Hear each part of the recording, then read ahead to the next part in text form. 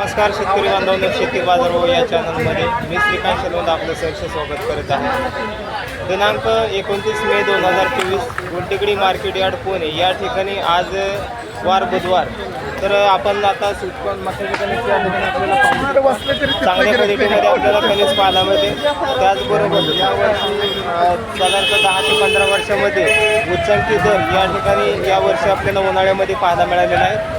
तर प्रगतशील आडतदार व्यापारी या ठिकाणी गुलटेकडी मार्केट यार्ड पुणे या ठिकाणी आपण त्यांना विचारणार आहोत की मक्याच्या कणसाचे दर या ठिकाणी यंदाच्या वर्षी वाढण्याचं कारण काय, त्याचबरोबर हे जर दर मिळालेलं आहे तर शेतकऱ्यांना थोडंसं आनंदाचं वातावरण या ठिकाणी आपल्याला पाहायला मिळतं। तर शेत आपल्याला जो आज उच्चांकी दर उन्हाळ्याच्या सीझनमध्ये पाहायला मिळालेला आहे तो साधारणतः 25 ते 27 रुपये किलोपर्यंत या ठिकाणी मक्याच्या कणसाला शेतकऱ्यांसाठी दर पाहायला मिळाले आहे। तर याचं कारण काय आणि आज इतक्या वर्षापासून जो रेकॉर्ड ब्रेक झालेला आहे तर याचं काही कारण असू शकतं आणि शेतकऱ्यांना एक थोडंसं काही माहिती देऊ शकाल का की मक्याच्या कणसाची शेती कशाप्रकारे केली पाहिजे, त्याचबरोबर उत्पन्न कशाप्रकारे घेतलं पाहिजे हे थोडंसं थोडक्यात सांगू शकाल का? या प्रकारे उन्हाळ्यामध्ये पाणी कमी असल्यामुळे माल कमी आले आणि लागण झाली नाही जास्त, त्यामुळे बाजारभाव जास्त झाले। आणि उन्हाळ्यामध्ये असं असतं की कधीच मला वाटत नाही म्हणजे मी मका ऐकतो त्या पद्धत की बाजारभाव 5, 6, 8 रुपयाच्यावर कधीच गेला नव्हतो। यंदा पाणी नसल्यामुळे 25 रुपये 26 रुपये बाजार झालेला आहे।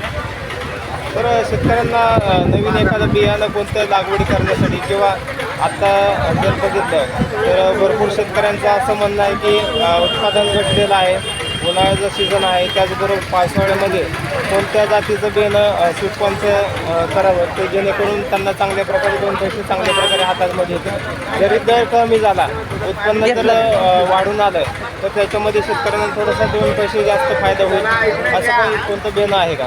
CP2 म्हणून आहे ते बियाणं, ते चांगलं पण आहे आणि ते सगळं सर्व कंपन्यांना यांना पण चालतं आणि बाहेर किरकोळ गिरायकांना पण चालतं।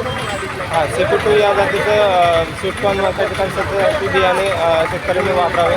त्याचबरोबर रोगांचं प्रमाण कसं आहे? रोगाचं किडीचं प्रमाण भरपूर आहे, त्यामुळे शेतकरी बांधव लावत नाहीत आता जास्त प्रमाणात आणि उत्पादनात पण थोडे घट राहिले। त्यामध्ये 4-5 टन माल निघायचे त्याचं आता सध्या 1.5 टन 2 टनच माल निघतो। यंदाच्या वर्षी आपल्याला किडीचं प्रमाण जास्त झाल्यामुळे या ठिकाणी आपल्याला जे मक्याच्या कणसासाठी उत्पादन जे आहे ते कमी झाल्यामुळे शेतकरी थोडंसं याकडे दुर्लक्ष करतात। परंतु दर या ठिकाणी चांगल्या प्रकारे जर मिळाला तर शेतकऱ्यांना जरी उत्पादन कमी झालं तर चांगल्या प्रकारे भाव मिळू शकतो ना। जर उत्पादन कमी असलं तर दर पण तेवढा भाव जास्त मिळू शकतो त्यांना। तर साधारणतः आता पावसाळ्याच्या मध्ये एक आत्ता जर लागवड केली तर पावसाळ्यामध्ये काय दर मिळू शकतात?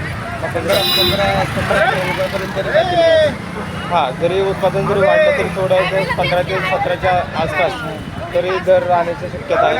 तर या ठिकाणी आपण पाहू शकता चांगल्या प्रकारे माहिती दिली आहे। शेतकरी बांधवांना एकच विनंती आहे की आपण जर उत्पन्नाची शेती करत असाल तर यंदाच्या वर्षी आपल्याला मुबलक प्रमाणात या ठिकाणी आपल्याला पावसाची शक्यता वर्तवण्यात येत आहे।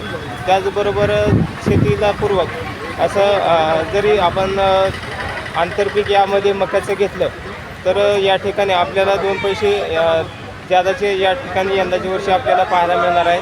तर स्वीटकॉर्न कणसासाठी यंदाच्या वर्षी चांगल्या प्रकारे पावसाळ्यामध्ये दर राहू शकतो।